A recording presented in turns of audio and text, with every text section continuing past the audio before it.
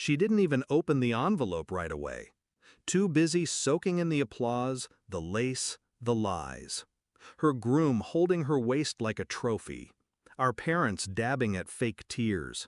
I stood to the side, silent, unseen, just like always. But I'd written one line inside the card. You never saw me. Now the world does. $150 million. My company, my rules. And I signed it with the last name they told me I'd never make proud. My sister, Ava, used to tug me around by the wrist at family parties. This is my little brother, she'd say. He's shy but smart. That ended when I got older. When my voice deepened, but I didn't shine like her. She was the dancer, the pageant girl, the one Mom called our legacy. Me, I was the kid with tech magazines and duct-taped notebooks.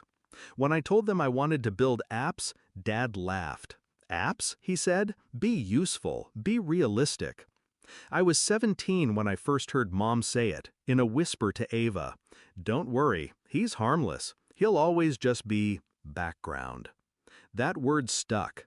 When I brought home a prototype my freshman year, an early version of the analytics engine that would later change my life, Dad barely looked up from his paper. Ava rolled her eyes and asked if it could get her more followers.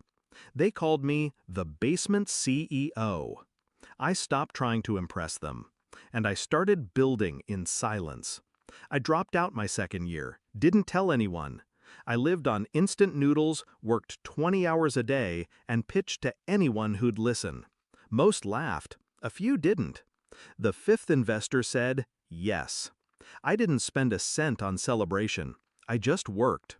3 years later, I had 27 employees and contracts with companies 10 times our size.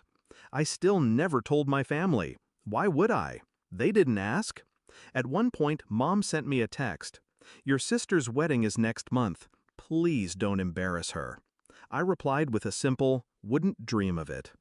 The wedding was obscene. Limo entrance, swan ice sculpture, 3 dress changes. Dad walked Ava down the aisle like she was royalty. I sat in the back row. During dinner, Mom came over. Just be supportive tonight, okay? She's starting a life. You could learn from her. I nodded, smiled, sipped my water. They still thought I worked IT support, still thought I was figuring it out. Ava's gift table was buried under silver-ribboned boxes. I left mine last, a plain white envelope. No glitter, no bow. She opened it 2 hours later. I saw her freeze, then look up, look around, then read it again. She cornered me near the balcony, her smile plastic, voice low. Is this a joke? I took a sip of champagne. No. She shook her head. Bullshit. You? A company worth that much?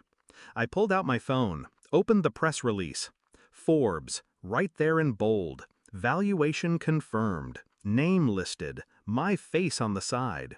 She went pale. Why didn't you tell us? I looked her dead in the eyes. You weren't listening. They all found out by the end of the night. Dad tried to act proud, gave me a half hug, knew you had it in you.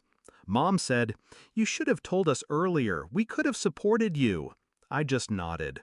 Didn't say what I wanted to, didn't remind them of the years they mocked me, ignored me, labeled me a disappointment. They weren't getting access to this version of me. This version didn't need them.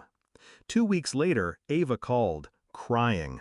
Said the honeymoon was a disaster, that her husband had debts, that maybe I could help. I listened, then said, I thought I was just background. Click. I didn't do any of this for revenge. That's the funny part. I built it to survive, to prove to myself that I was worth something. But when the moment came to flip the script, I didn't hesitate. I didn't yell. I didn't gloat. I just gave her a card.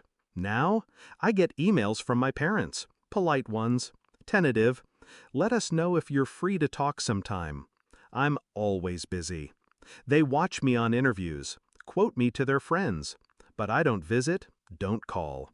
Some bridges don't burn, they vanish. The day of the wedding, they saw me, but only for a moment. Now I'm back where I started, quiet, unseen. But this time, it's by choice.